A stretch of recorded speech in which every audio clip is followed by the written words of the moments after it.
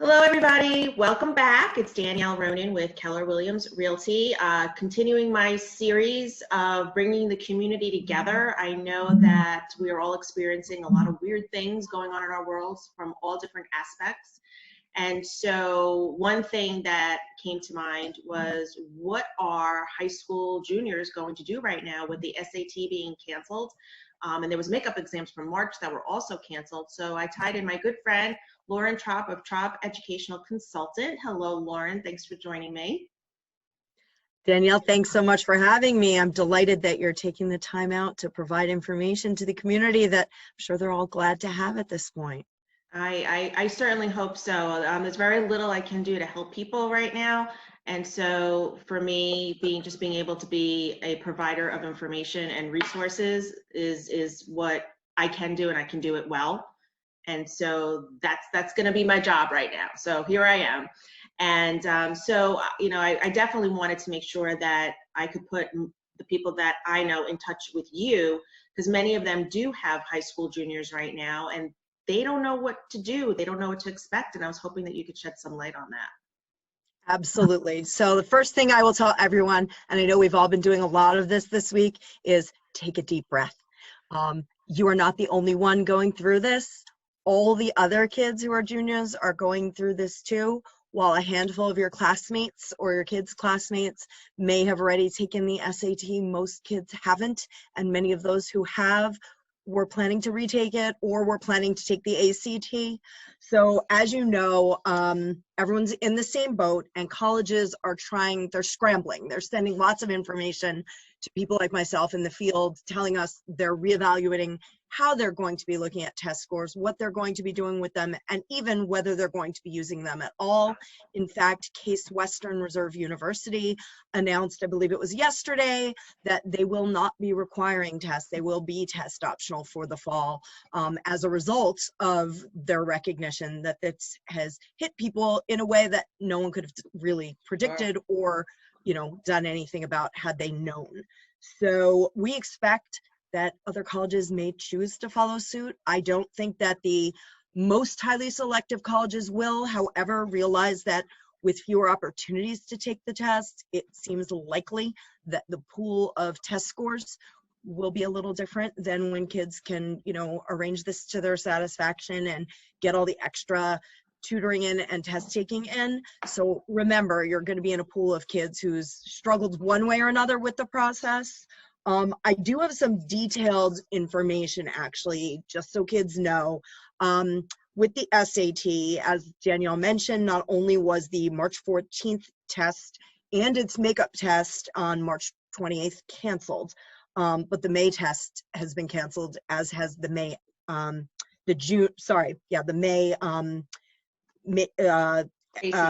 ACT. Sorry, I'm looking at two different sets of info. So just so you know, don't ignore your emails if you are signed up to take the SAT or the ACT. So students who registered for May, or if your test center was closed and your test was canceled for March, or if there are irregularities with the scores, which seems to be something they're thinking about. It doesn't happen often, but it's hard to say if it will. They're saying that they will automatically issue refunds. They will not automatically sign you up for any future test date. They're going to leave that up to you, but they're working to try to provide additional testing centers and dates, and they just don't have that information in place. Sure. So read all the emails, because they will get you that information in a timely fashion. And once there are new test dates, I do advise that people take the opportunity to jump on that and sign up, because there'll be a lot of competition for the seats. I trust the College Board website also might have. Absolutely. They have all this information. The June 6th tests, while they haven't been canceled, as we all know, things are so unpredictable right now with the course of how this COVID will affect the world, that while they haven't been canceled, I am highly recommending that students who can afford to move their registration or just sign up in addition for other tests that they start opening as soon as they open, just in Right. case June kind of has to be phased out at the last minute. Yeah. Is there an Um, August test on the calendar so as there well? is an August test, but it's not actually open. What happens is they publish them as tentative, and then they decide whether they're holding them or not. So right now, the tentative dates are next ones are August 29th and October 3rd after June. If you have questions, College Board actually has a helpline. The number is 866-756-7346. They're open Monday through Friday. Currently, I believe it's from 9 to 6. The other thing for ACT, they have canceled their April 4th test.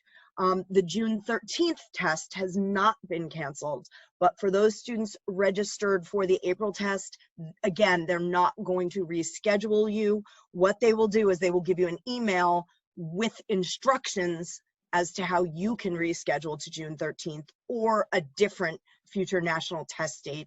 There won't be an additional cost for rescheduling, but they won't automatically register you. So again, Gotcha. keep an eye out for the email and do follow up, or you won't get a spot. Fees will be refunded. Some kids may decide if they've already taken one test or the other and done well enough that they're not gonna, a lot of kids like to take both and see how they do. People may decide to let one kind of slide, which is Right. a great option if you have scores that meet the needs of your application list. They also, currently there's a July 18th ACT, and I recommend that kids who want to grab a spot for that date, just in case, try to do that right away, because everybody's going to try to grab those spots. Right, right. And so there'll be fewer dates, and they have fewer test sites for that summer date. That's Sure. just how they do that one. If you have questions, they actually have live chat available at act.org. They also published a number you can reach them, 319-337-1270. And then after that, after that July 18th date, September 12th and October 24th are available. All of those dates that I just gave you for SAT and ACT, for almost any applicant to college, including early decision applicants, you should be able to take those tests, even if you go into those fall dates, and still meet the deadlines for submitting Right. test scores for almost any college. Even if you're applying early action, early decision, most of them allow you to go up through November or at least through October. So there are lots of opportunities ahead. The other thing that I wanted to say is, basically lots of test prep companies and tutors are going online. There's obviously Khan Academy test prep still available. I think kids should really focus on using the downtime they have wisely, since you don't have clubs and other activities and sports and you're stuck at home anyway. You can do some online prep yourself. If you are working with someone, they are likely to have already contacted you to say, hey, we can do it by Zoom or some other, online technology. We also are expecting that in these unprecedented times, data enrollment management at colleges is going to be a little crazy. And so there are going to be other factors they're looking at. They're going to be looking at your demonstrated interest when trying to decide, is someone from your geographic area realistically going to come to a college? Because now a lot of families are afraid to send their kids where they can't just drive to get them in an emergency. This is unprecedented. Nobody ever thought about this. The only other thing to be aware of, some colleges still will be requiring tests for example, internationally. And the thing to be aware of with that is that the Canadian schools right now are saying, even for kids who are already accepted, they don't know if they'll let them come. So those kids kind of need to be a little more mindful if you're hoping to eventually leave the country for college, that you might need those test scores. So do your test prep, do have all of that in place. And make sure that, you keep checking back with the individual college websites. But again, everybody's in the same boat, and unless colleges are all going to close down for a year and not have an incoming class, Oh my God. you're with your peers, you have the same struggles they do, and I don't anticipate this becoming a stumbling block for any of the students who are currently. Now, what about the graduating seniors, of which I do have one, and they're devastated, and rightly so, understood. And, now summer orientations, right? That could be largely affected. And Yeah. the other thing I was thinking of too is if you didn't do early action or early decision, you may now only be hearing from schools with regular decision. And that's another challenge, in addition to the admissions offices not being present in session. And I'm sure many of them are working remotely. And how are they now coordinating and getting their stuff ready for the next academic year? Do you have any insight on that process? Yes. So some of the colleges are actually trying to set up online accepted students events for kids who are hoping to go to campus and decide or make sure that a college was the right one for them. So anything that they're emailing you from the colleges that either are waiting to hear from or have been accepted to, pay attention. They may be having online events with current students, as well as trying to do some sort of group function to connect students with other accepted students. But we do anticipate them trying to possibly let kids, attend a lecture online to sort of see what they would have seen at a visiting event on campus. Sure. The other fear is that if things aren't up and running, in addition to there not being orientation, some fears have been posted out there, although they're a little premature, that freshmen might have to actually be starting college online because the campuses won't be open yet. Looking at things I see on the news, it seems like the window is far enough off that won't impact them. And colleges that do staggered orientation instead of orientation, a week before school starts or several days before, will have to take that into consideration. Some of these bigger schools have a whole bunch of different orientation weekends or days where kids can come, starting as early as before high school graduations in June. And obviously that's not going to be possible. So they may have to push kids and do bigger orientations or just phase them out in some way and offer something a little bit different in terms of getting kids registered in advance and all of that. And a lot of the schools also have virtual tours on their websites too, right? Right. So the virtual tours are great. I think if they add accepted student tours for the kids who are trying to make the decision now, as opposed to decide what their college list will look like, those are going to be a little less helpful. And accepted students events, whether they're chats or special tours that show you things that aren't on the standard, here's the tour for everybody versus the kids who are, making that final decision, might be a little different. For juniors, definitely go on and start looking at those online tours, any online chats they provide to you in determining that. It will be helpful. I wouldn't say it's as good as being on campus, but it's a start to see what you like. If a school otherwise fits, I recommend that kids not use those sort of as a way to take things off their list. I would give those colleges a chance if you can visit them, in the fall and see whether in person they're a better fit. But just to get more information about the schools and start making your pros and cons list as to what to put on your application list. And so before we conclude, what about parents? I know we're talking directly to the student most of this time.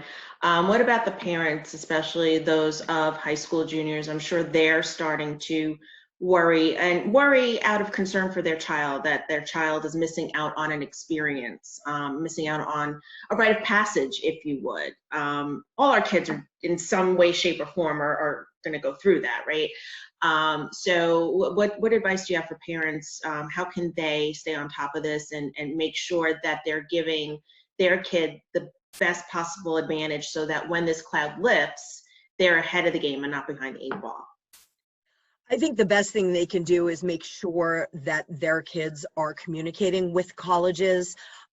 Even though they can't go visit, they should get in touch with the reps that would be the admissions person for their school, or their regional rep for New England. If it's a school that doesn't get a lot of students from the area, they should be reaching out to colleges, signing up for the email lists at the colleges they're thinking about applying to, and just making sure the colleges are aware that they haven't just sort of shut down and aren't thinking about the process because they can't get on campus, that they're actually trying to engage with the college in whatever ways they can from a distance. And I know that colleges do appreciate that and are mindful and track contacts that you have with them, regardless of the nature of those contacts. Right, yeah. All of the, what is it called again? Demonstrated interest. Demonstrated interest. You think that would be a buzzword in my house at this point. All right. Well, thank you so much for sharing your insights with us. I know a lot of people will find it extremely helpful. And if someone wants to contact and communicate with you directly, Lauren, what's the best way? So the best way to contact me is either to email me directly at Tropp Consulting, TROPP Consulting, at gmail.com, or they can call or text me at 203-209-0208. I am working remotely with clients and new clients and helping people who can't get out there to vet colleges for themselves to try to create a good college list for them to focus on, because I know it's hard with all the information out there.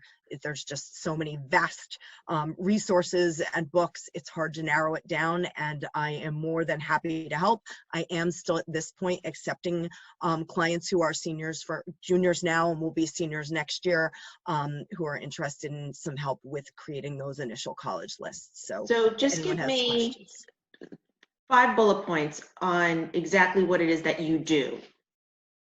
What I do, I help kids find good fit colleges for their needs academically, socially, financially, geographically. I help guide families through the process of knowing what they need to be on top of, which especially I feel in this time when the schools may not be as able to communicate with them because the kids aren't there. They may not be hosting programs about college planning. So to guide them through, testing guidelines, testing schedules, provide them with the resources they need so the child is ready for the process. 5 bullet points are a lot.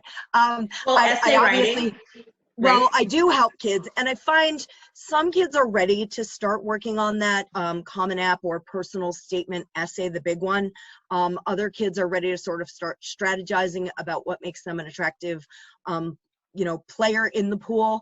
The other thing that has become really important without after school activities and clubs and people being quarantined is how can I distinguish myself from home?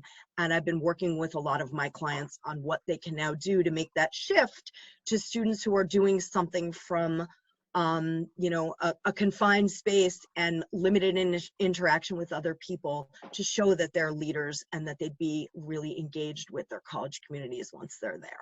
So I think that's one of the most important things that kids can do right now. And the other thing is, while summer planning is hard, that's another thing that I am spending a lot of time doing with kids, whether they're rising sophomores or juniors, to try to figure out the best way to spend this summer. And we're kind of pivoting on that as well, because we will have alternate plans just in case, summer means something different this year. All right. Well, that's great. Well, thanks again. As always, I love seeing your face, and I always enjoy talking to you as much as humanly possible, because I adore you. And it is my hope that people will find what you have to offer helpful and possibly reach out to you for more information. Absolutely. And just remember, it will be okay. We will return to normalcy, and everybody's in the same boat. So you'll all be okay, and your kids will all be okay. All right. Wonderful. Thank you so much. Thank you again, Danielle.